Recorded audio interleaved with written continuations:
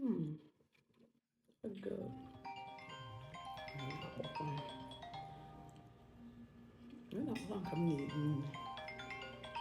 What is this?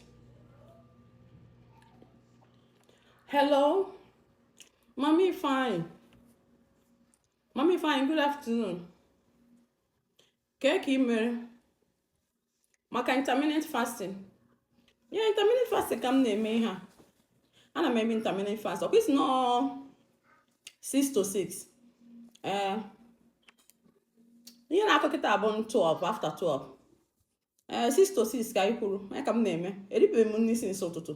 Since nya nri a nriri nya ya ka m ka bụ. Onwebeghị ihe nriri. Mụ na agwa gị onwebeghị ihe nriri. Mmasịziri gị asị, onwebeghị ihe nriri. Sọ mmiri ka m nọ na-aṅụ since.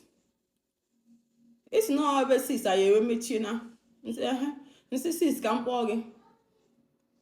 Oke gị nwa ya akpọchi ya m ebe 6. Ị ya akpọ m ebe 6. Onwe ihe o mere na aka m na-ebu on intermittent fast na kwa ha anyị ata ya. Anyị lose weight a. Anyị lose weight a. Ọ ba uru na mmadụ na-eme cheating. Gị ka m jikwa cheating eme. Otu a si gwa gị ka ọ dị 6 to 6. Onwe ihe m mere tio 6 akụọ ma mkpụrụ osisi onwe ihe m mata. 6 kụọ m akpọ gị ma ọ gbana isi ya akpọ m kpọzie m ebe na ọkọ 6.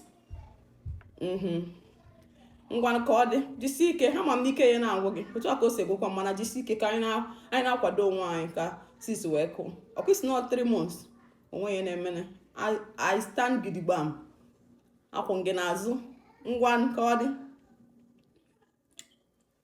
6 to 6 fasting intermittent fasting ka ọ gbasakwara gị nakwa ndị ka m na-eri nri ju afọ aṅụbudara m tii n'ụtụtụ rị nri ju afọ nricha rice akịta aracha banana nwa ṅụọ mmanya m ṅụọ yogurt nwe ezugoro m ike before 6 nwa na-akwa ewe nrikwa nne ọzọ si m 6 to 6 6 to 6 nke gịnị zi me ana m akwa baro ka ana m akwa trọk adịbechekwa ga-eme 6 to 6 unu na-eme ihe anụ na-emere onwe unu na-akpọza m afa na-akpọza m afa biko ka anyị goni ndị Chukwu kere n'ihe n'igwe ọhụ m 6 to 6 adị m eme